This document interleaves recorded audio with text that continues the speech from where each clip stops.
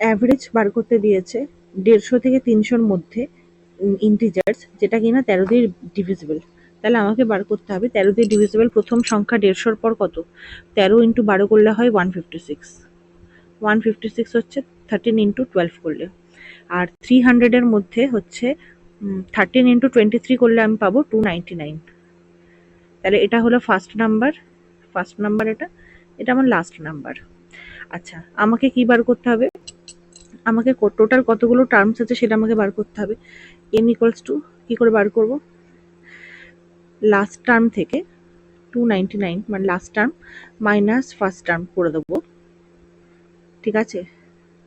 Divided by difference, common difference কত হবে? 13 দিয়ে ডিভিজিবল মানে 13 পড়ে যাবে, প্লাস 1, ঠিক আছে? এটা হচ্ছে formula, plus 1। Last term minus first term divided by হচ্ছে ডিফারেন্স প্লাস 1। তাহলে এখানে কত হচ্ছে? 1 ডিভাইডেড বাই 13 প্লাস 1। 13কে 11 দিলে হয়, তার মানে টোটাল নাম্বার অফ টার্মস আছে কত? 12টা। এবার আমাকে কি জানতে চেয়েছে? আমাকে অ্যাভারেজ বার করতে বলেছে না? তাহলে অ্যাভারেজ কি হবে?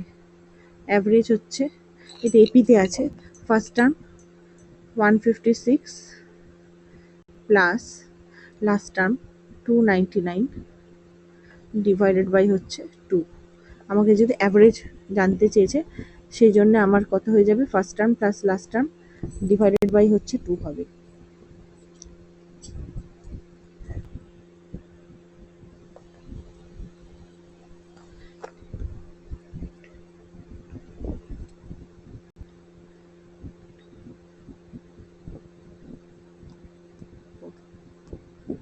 ডিভাইডেড বাই 2 করলে কত হয়? 2 দুগুণে 4, 5, 4, 7 দিলে 14, 2 5-এ 10, মানে 227.5। এটা হয়ে যাবে এর উত্তর। আমার এখানে n নাম্বার অফ টার্মস বার করার কোনো দরকারই ছিল না, ঠিক আছে? First term plus last term divided by 2 করে দিলেই আমার বেরিয়ে যেত আমার অ্যাভারেজ।